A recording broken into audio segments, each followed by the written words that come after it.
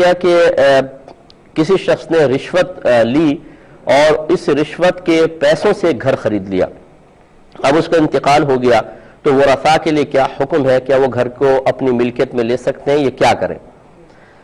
دیکھیں، یہ بہت ہی مشکل ہوتا ہے، میرے خیال میں تقریباً یہ ناممکن ہوگا کہ صرف رشوت کے پیسے ایک اکاؤنٹ میں رکھے جاتے رہیں اور اس سے گھر لیا جائے۔ عموماً ایسا ہی ہوتا ہے کہ جب انسان اس طرح کی کوئی بڑی پراپرٹی وغیرہ کوئی بڑی چیز لیتا ہے تو رشوت کے پیسے بھی ایڈ کر لیتا ہے اور دوسرے اپنے پیسے بھی ملا کر پھر ایسی چیزیں خریدی جاتی ہیں۔ عموماً عرف ایسا ہی ہے۔ یہ میرے خیال میں میرے سامنے زندگی میں ایک مسئلہ بھی ایسا نہیں آیا کہ کسی نے کہا ہو کہ میں نے اکاؤنٹ میں رشوت کا اکاؤنٹ الگ بنایا ہوا تھا، جو بھی آتا تھی اوپر کی آمدنی یا ٹیبل کے نیچے سے وہ اس اکاؤنٹ میں ڈلوا دیتا تھا۔ تو یہ عموماً ایسے ہی ہوتا ہے کہ مکس جو روزی ہوتی ہے، حلال ہے حرام ہے، اس سے مکان خریدا ہے۔ اس میں حکم شرع یہ ہوتا ہے کہ اگر مورث مرنے والا مال حرام چھوڑ کر مرتا ہے تو وارثوں کو سب سے پہلے یہ دیکھا جائے گا معلوم ہے یا نہیں کہ یہ مال حرام ہے اور کس کس کا ہے۔ اگر تو ان کو معلوم ہو کہ یہ مال حرام ہے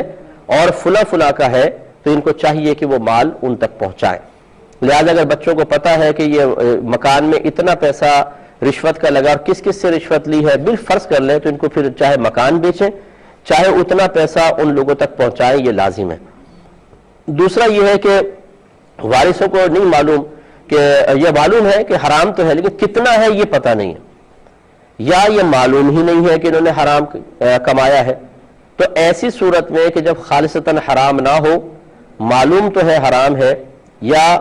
معلوم ہے حرام ہے حلال ہے لیکن کتنی مقدار میں کچھ پتہ نہیں، تو ایسی صورت میں تمام تر ورثاء کے لیے حلال اور جائز ہوگا، لہٰذا وہ اس سے نفع اٹھا سکتے ہیں۔